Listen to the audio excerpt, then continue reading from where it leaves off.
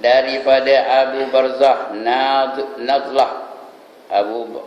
Nadlah bin Ubaid al-Aslami radhiyallahu anhu berkata, bersabda Rasulullah sallallahu alaihi wasallam, belum berganjak lagi kedua kaki seorang hamba di hadapan Allah Subhanahu wa taala pada hari kiamat. Ini cerita hari kiamat ya. Sehingga terlebih dahulu ia akan ditanya tentang umurnya, untuk apa dihabiskannya, dan akan ditanya tentang ilmunya, untuk apa ia melakukannya, dan akan ditanya tentang hartanya, daripada mana ia memperolehinya, dan untuk apa dibelanjakannya, dan akan ditanya tentang tubuh badannya, untuk apa dilaksanakannya ataupun digunakannya. Hadis ini menerangkan kepada kita perkara-perkara yang akan ditanya oleh Allah Subhanahu wa taala daripada kita setelah kita kembali kepadanya nanti. Sudah kita padam esok, belum lagi balik orang-orang yang ngantor kita dalam kubur tu, sudah datang malaikat nanyanya. Mula-mula ditanya akidah lah. Ini dah banyak kali saya sebut sini ni ya. Tu ditanya dulu, siapa Tuhan kamu? Siapa Nabi kamu? Mana kiblat kamu? Siapa imam kamu? Itu ditanya, itu mula-mula sekali. Itu tak boleh lari ya. Apa agama kamu? Lagi siapa sahabat-sahabat kamu? Itu semua akan ditanya. Umar rabbuka wa man nabiyuka wa ma qiblatuka wa ma imamuka wa man ikhwanuka wa ma dinuka. Itu ditanya, itu dulu awal-awal kali. Udah tanya tentang akidah kita tu, kalau baik, kalau boleh jawab, kalau sah, kalau diterima Allah Ta'ala, nanti akan ditanya 4 perkara pula. Yang pertama ditanya tentang umur kamu. Yang kedua ditanya tentang ilmu kamu. Yang ketiga ditanya tentang harta kamu. Yang keempat akan ditanya tentang jasad kamu, badan-badan kamu. Macam mana kamu gunakan? Yang pertama ditanya apa? Tentang umur kamu. Kamu mati umur berapa? Sekarang ni umur berapa? Apa kamu gunakan umur kamu tu? Satu hari gunakan untuk apa? Berapa jam gunakan untuk perkara yang sia-sia? Berapa jam kita gunakan umur kita tu dalam hal yang beri manfaat kepada kita? Berapa lama umur kita gunakan untuk baca Quran, untuk sembahyang wajib, sembahyang sunat, untuk puasa, untuk berjuang di jalan Allah, untuk berdakwah, ataupun umur kita habis ngadap kotak bingung yang di rumah kita tu. Tahu ke demi apa kotak bingung? Siapa orang tak ada kotak bingung rumahnya kat tangan? Jadi banyak mana? Ya tuan-tuan dan puan-puan, kalau umur 60, kalau umur kita ni 60, kita malam-malam tidur 6 jam sehari semalam, tu baru 6 jam aja. Bukan 8 jam, ada orang tidur 8 jam, tapi 8 jam tak masuk. Kira 6 jam je sehari semalam. Kalau umurnya 60, bermakna dia telah meroluh 15 tahun lamanya. 6 jam sehari semalam tu 15 tahun lamanya kalau umurnya 60 tahun. Sehari 6 jam, sehari 6 jam, sehari 6 jam. Berarti dalam satu hari tu 1/4 hari kerjanya apa? Buat tarik mata je. Kalau umurnya 60, berapa? Tidak akan 15 tahun. Satu hari 6 jam, 1/4 hari. Kalau 60 tahun, 1/4 daripada 60. 60 bagi 4 dapat berapa? 15 tahun kerjanya buat tarik mata je, meroluh je. Nampak? Sikit banyak masa kita terbuang tak tentu hala. Sebab itu dalam Islam ni, tidur pun taklah jadikan ibadah. Kita tidur pun patut dapat pahala. Macam mana tidur dapat pahala? Yang pertama, sebelum tidur ambil uduk dulu. Yang kedua, tidur biar lambungnya menghadap kiblat. Yang ketiga, sebelum tidur tu bacalah ayat-ayat Quran yang hafal. Ya, apa saja ayat yang hafal. Takkanlah qul wallah pun tak hafal. Takkan selawat pun tak tahu. Ya. Takkan zikir pun tak boleh. Subhanallah, subhanallah, subhanallah. Kerana nanti akan ditanya oleh Allah Ta'ala, apa kamu gunakan umur kamu? Adakah kamu gunakan umur kamu dalam menyeru kebaikan dan mencegah kemungkaran? Adakah kamu berdakwah? Adakah kamu mengajar orang? Adakah kamu mengajar orang semayang? Adakah kamu membantu orang fakir miskin? Semua itu akan ditanya. Ya, tidak ada satu pun yang ketinggalan apa yang telah kamu buat. Ya, semuanya akan ditanya oleh Allah Subhanahu Wa Taala. Jadi rugilah kalau umur kita habis begitu aja. Umur 70, 80, 60, semayang pun kadang semayang, kadang hidup, kadang buat, kadang hidup. Ya. Malanglah dia, kerana akhirnya dia akan berjumpa juga dengan Allah Subhanahu Wa Taala. Ya. Saya tengok tuan-tuan dan saudara ini, saya tengok lebih kurang sebayi aja kita. Ya. Lebih kurang sama, ada seorang dua yang muda-mudanya. Jadi cuba kita cek umur kita gunakan untuk apa. Kalau tak kita cek pun Tuhan akan cek nak yang mana. Ya. Hisab diri kita dulu sebelum kita dihisab oleh Allah Subhanahu Wa Taala. Hasibu anfusakum qablu an tuhasabu, kata dia Sayyidina Umar. Ya, hitung diri kamu itu dulu sebelum kamu dihitung oleh Allah Taala. Ya, kalau di akhirat itu baru nak menghitung, tak ada dapat nak ubah apa-apa.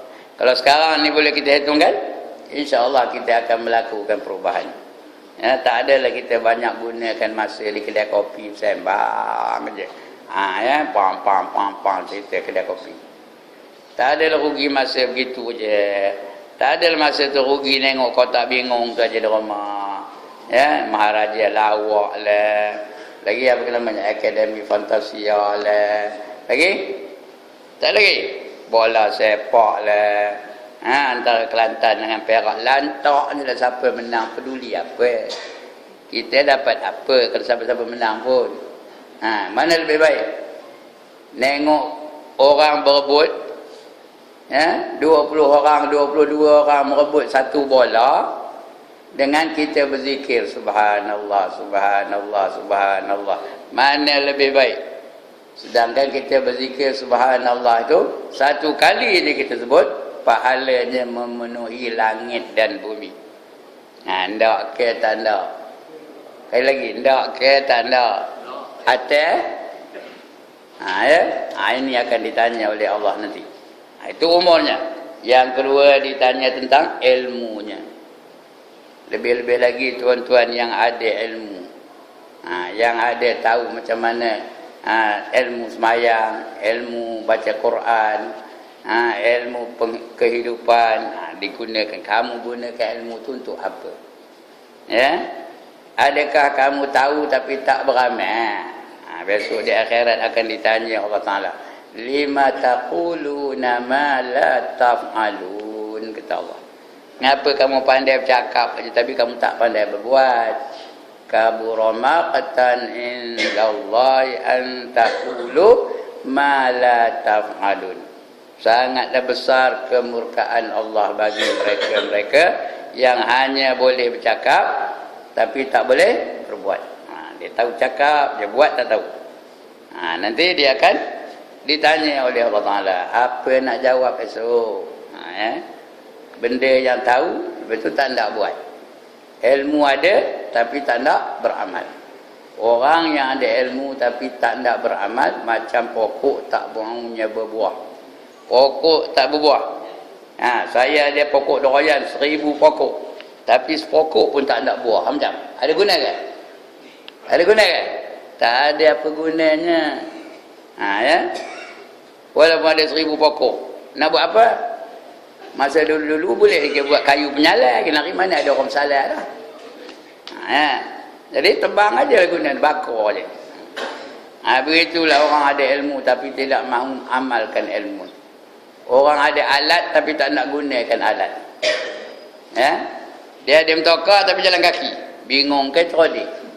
Ngegeh Ustaz Ali jalan kaki dari sini ke Kampung Gajah. Jumpa di Tanjung Dara. Ke mana Ustaz? Nak ke Kampung Gajah. Atas ngapa jalan kaki? Saja. Saja. Tokar mana? Ada rumah. Rosak ke tidak? Ya. Tak ada duit nak beli minyak ke? Kata dia belum keluarkan duit. Berkosong-kosong. Beribu duit dalam poket. Ini tak ada duit dia kata. Atas ngapa jalan kaki? Saja. Bingung ke cerdik. Begitulah orang ada alat tapi tak nak pakai. Ada mesin basuh, isteri kita ada mesin basuh di rumah, tapi kita nyentek. Itu ngempuk belakang. Ngempuk. Lepas tu cari tiang. Nak membilah tu. Padahal mesin basuh tu ada tak bilah di dalam tu? Ada bilah tak? Ada je cari tiang bilah. Ngapa kamu buat begitu? Saja kata. Orang cerdik, orang bingung. Begitulah tuan-tuan. Orang ada ilmu tanda amalkan. Nyuruh orang lain tapi dia tak buat. Atamuruna an-nasa bil birri wa tansawna anfusakum kata Allah. Atamuruna an-nasa bil birri wa tansawna anfusakum. Apakah kamu menyeru manusia untuk berbuat baik tapi kamu lupa tentang diri kamu? Kamu terop itu ke kata Allah? Tanya kita ya. Jadi ditanya kita, apa kita gunakan ilmu yang ada pada kita ni? Ilmu tu gunanya untuk diamalkan. Dan bila kita nyuruh orang, kita buat dulu. Nabi Muhammad itulah.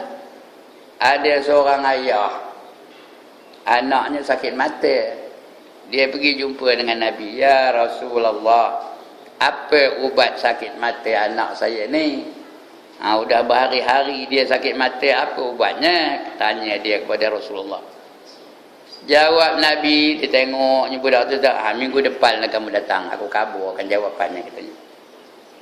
Minggu depan datanglah orang tu bawa anaknya, masih lagi sakit mata lagi. Ya Rasulullah, kata orang tu, minggu sudah kamu janji nak bagi tahu ubat sakit mata aku, sakit mata anak aku ni. Sekarang dah sampai seminggu, apa ubatnya? Nabi pun tengoknya, dia pun kabur. Jangan makan barang manis, jangan makan benda-benda manis. Kata bapak budak tu, kalau itulah ubatnya ya Rasulullah, ngapa sampai seminggu baru nak ngaburkan? Kalau kamu kaburkan minggu sudah, kan senang, dah baik dah penyakit anakku. Kata Nabi apa? Masa kamu nanya tu, aku baru lepas makan kromet. Tahu ke kromet? Ya Allah, tamar tahu?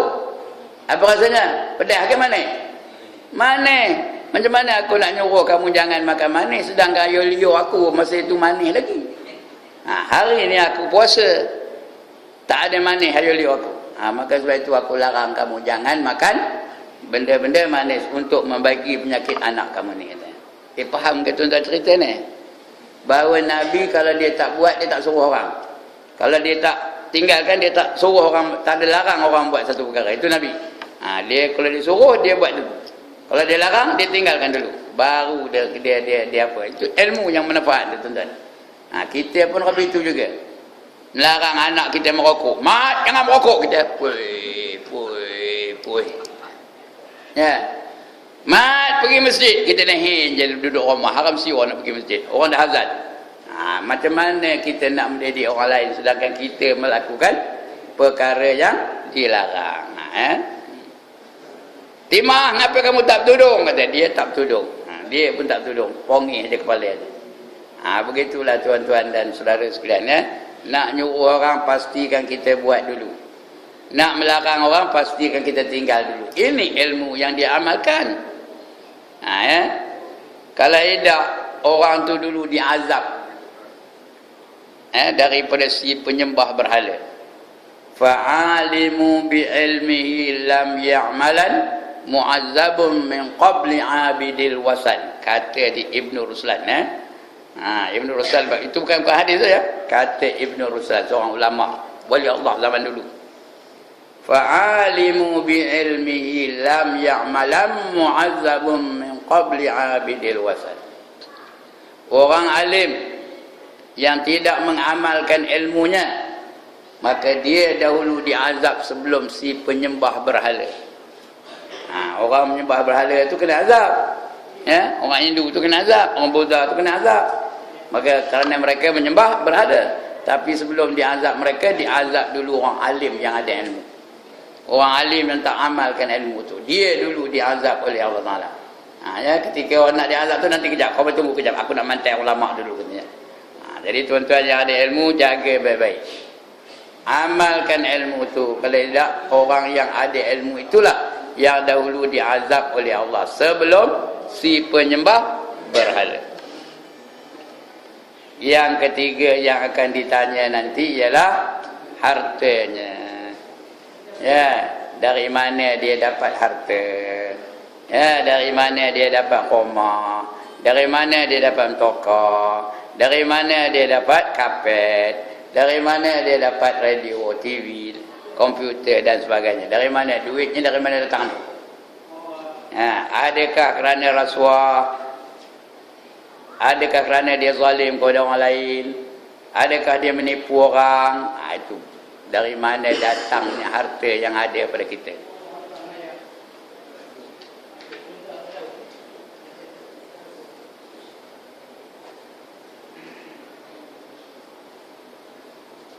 Jadi semua hartanya itu akan ditanya oleh Allah Subhanahu wa taala. Summa latus'alunna yauma idzin 'anil na'im. Kamu dan semua kamu itu akan ditanya. Segala nikmat yang kamu terima akan ditanya oleh Allah Subhanahu wa taala. Tak ada satu pun yang ketinggalan. Ya, apa saja harta kita tu yang berbentuk yang boleh dinilai lah harta kita tu, semua akan ditanya oleh Allah Ta'ala. Tak ada satu pun yang ketinggalan. Itu harta. Sebab itu kita mencari harta biar yang halal. Bukan salah dapat harta tu, tapi biar yang halal. Talabul halal faridatun ala kulli muslimin wal muslimat.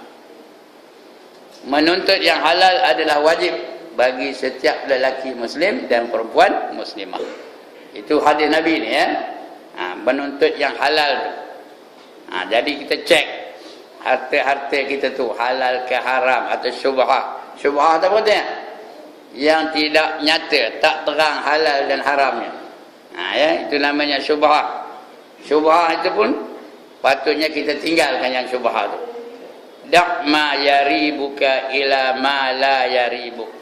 Tinggalkan yang meragukan hati kamu kepada yang tidak meragukan. Jadi tinggalkan yang haram, terlebih lagi yang haram. Kalau adalah harta kita haram dan kita makan harta yang haram tu, tumbuh daging darinya, maka api neraka yang layak baginya. Ya, kullu lahmin nabata min haram fannaru aula bih, kata Nabi. Setiap daging yang tumbuh dari makanan yang haram, maka neraka lah yang lebih layak baginya. Sebab itu kita kena pastikan harta kita tu dari sumber-sumber yang halal. Ya. Dan kita gunakan pula dengan cara yang halal. Kita ada duit, apa gunanya? Ambil nombor ekor ya. Bila ada duit. Lagi beli tiket loteri, betul? Beli buku-buku locah. Lagi beli barang-barang yang membawa kepada maksiat, beli accordion, beli saxophone, lepas tu tiup, ya, bila malam tiup, tak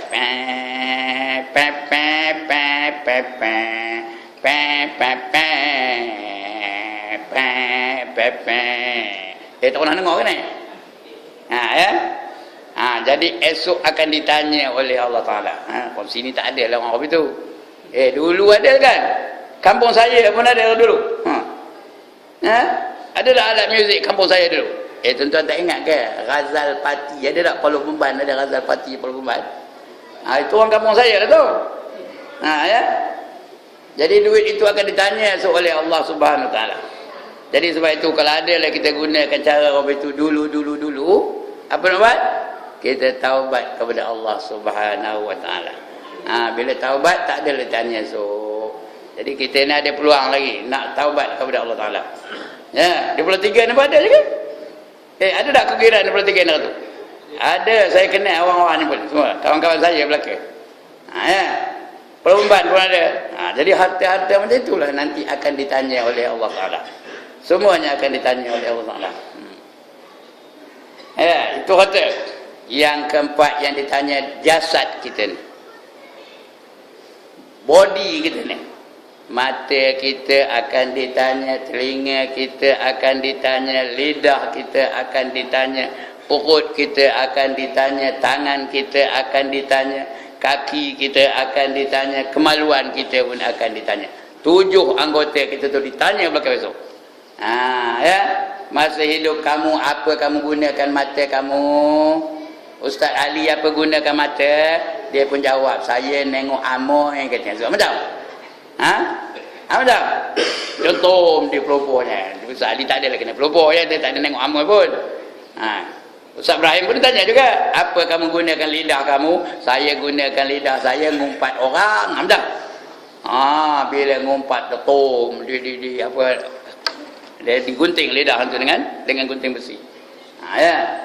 Semua akan ditanya, mata kamu nengok apa? Ya, mata tu nikmat.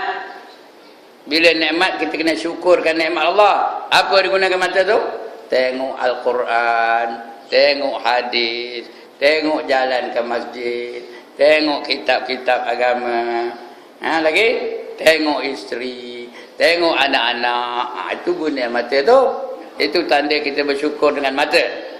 Akan ditanya oleh Allah nanti. Apa kamu gunakan mata? Ya. Bacalah kitab-kitab tasawuf. Saya yakin tuan-tuan pun ada ngaji tasawuf sini kan. Cara menggunakan mata macam mana, cara menggunakan telinga macam mana.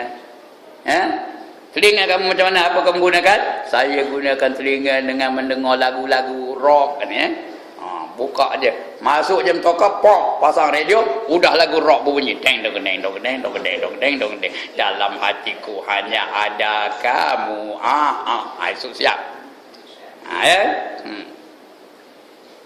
Bukan tak boleh dengar lagu, dengarlah lagu. Subhanallah walhamdulillah wala ilaha illallah wallahu akbar. Subhanallah walhamdulillah wala ilaha illallah wallahu akbar. Hiburan pun dapat, pahala pun dapat. Kalau lain yang dengar dapat apa? Ya hojang gali kahir dapat apa? Apa dapat? Ini dah tuan-tuan ya. Minta maaf lah nyanyi pula dalam masjid ni. Itu mana buat? Kata tak dapat contoh yang tepat. Kita nak contoh yang tepat. Itu macam mana kamu gunakan telinga kamu? Macam kejap ni. Tuan-tuan dengar saya ngajar kejap ni. Kalau betul-betul dia ambil perhatian, berpahala tak telinga tu? Berpahala. Ya. Sebab dengar dan ambil iktibar dalam pengajaran-pengajaran ustaz-ustaz. Bukan Ustaz Ibrahim aja, siapa-siapa pun. Minggu depan ada Ustaz Zamri umpamanya. Dengar dia. Datang awal-awal. Kaki dapat pahala, telinga dapat pahala, tangan dapat pahala. Kerana mendengar dia mengaji tu. Maksud orang mengaji tu mesti ikut adab-adabnya pula. Adab-adab mengaji antara murid dan guru. Hendakkan ilmu tu berkat. Kena ikut adab-adabnya. Kalau tampilnya sembang ustaz tengah ngajar macam. Apa dapatnya? Ini dia tuan-tuan. Semua akan ditanya oleh Allah Subhanahu Wa Taala. Badan kita tu. Begitu juga tangan kita. Apa yang kamu pegang? Apa yang kamu capai? Apa yang kamu bawa? Semua akan ditanya oleh Allah Subhanahu Wa Taala. Kaki pun begitu juga. Kemana kaki kamu pergi hari ini? Kemana? Pagi ini kemana? Kedai kopi. Okeylah tu minum kopi. Lepas tu pergi kedai judi. Dia pun tengok orang main judi. Siap esok. Pergi ke tempat dakwah. Bagus. Pergi ke tempat menolong orang. Bagus. Pergi mencari pekerjaan. Bagus. Pergi ke kebun kelapa sawit. Ambil kelapa sawit. Bagus. Itu semua bagus-bagus pula gitu. Tapi kalau pergi mencuri. Udah. Siap ya. Pergi mencuri dorayan orang. Macam. Mujur bukan mesin dorayan ni. Kalau dah. Belum tahu lagi ya. Itu semuanya akan ditanya jasad kita tu. Tak ada satu pun yang akan ketinggalan. Baik. Belum baca lagi, ini baru nak baca. Itu baru nerang aja. Rasanya susah sekali pertanyaan di atas untuk dijawab. Namun pada hari itu segala pertanyaan ini mesti dijawab. Kena jawab, kamu suka ke tak suka, kena jawab dengan jawapan yang baik dan benar. Di akhirat esok mana boleh nipu, tak boleh nak nipu ya. Kena jawab dengan baik dan juga dengan benar. Kita pasti akan berkata benar pada waktu itu. Tak boleh nak nipu pun. Mulut bukan cakap pun juga. Kalau mulut tu cakap, tangan pula cakap. Membantah perkataan mulut tu. Tangan tu kan, haji kata tangan. Ini ada tangan dulu, dia dengan ambil nombor ekor tu. Nanti kita apa nak jawab? Mulut nipu. Kamu ada ngambil nombor ekor tak? Tak ada, kata mulut. Tutup mulut tu. Allah patri ke mulut tu. Al-yawma nahtimu ala afwahihim. Pada hari itu mulut-mulut mereka akan dipatri, dikunci. Wa tukallimuna aydihim, dan bercakaplah kepada kami tangan-tangan mereka. Haji kata tangan inilah tangan ambil dua ekor. Haji kata tangan inilah tangan curi doroyan tu. Orang sembahyang Jumaat dia mencuri doroyan. So tangan bercakap ya. Kaki bercakap juga. Haji inilah kaki itu berjalan ke karaoke dulu. Ya. Telinga pun saya dengar ke tu. Orang nyanyi tu, that's the way I like it. Dia dengar. Kata dia telinga. Mana boleh nipu dia akhirat esok ya? Dengan jawapan yang baik dan benar, kita pasti akan berkata benar pada waktu itu. Tidak ada seorang pun yang berani berdusta di hadapan Allah Subhanahu wa taala. Di dunia ni boleh berdusta. Kenapa kamu tak semayang tadi? Sakit perut daripada apa pun tak. Itu boleh berdusta. Tapi di akhirat besok tak boleh nak berdusta. Mesti cakap benar je. Jikalau mulut cuba berdusta, maka Allah Subhanahu wa taala akan menguncinya. Tengok. Kalau mulut cuba berdusta, Allah akan kuncikan mulutnya. Dan mempersilakan anggota badan yang lain pula untuk bercakap. Allah suruh tangan bercakap, suruh kaki bercakap, suruh perut bercakap. Suruh apa? Telinga bercakap. Suruh kemaluan bercakap. Kalau dia melakukan dosa dengan kemaluan, semua akan bercakap. 7 anggota ni semua akan ditanya. Ingat ni tuan-tuan ya, hafal 7 anggota ni. Yang pertama mata, yang kedua telinga, yang ketiga lidah, yang keempat tangan, yang kelima kaki, yang keenam perut, yang ketujuh kemaluan. Boleh ingat tak? Yang pertama mata, yang kedua telinga, yang ketiga lidah, yang keempat tangan, yang kelima kaki, yang keenam perut, yang ketujuh kemaluan. Ini 7 anggota yang mesti kita jaga daripada dosa ya. 7 anggota tu mesti kita jaga. Jadi Allah akan persilakan Allah akan kuncikan mulut dan persilakan anggota badan yang lain pula untuk bercakap. Maka kaki, tangan dan seluruh anggota badan akan bercakap dengan benar untuk mengakui segala apa yang pernah dilakukannya pada waktu di dunia dulu. Seperti firman Allah Ta'ala dalam surah Yasin. Setiap minggu kita baca surah Yasin Apa kata Allah?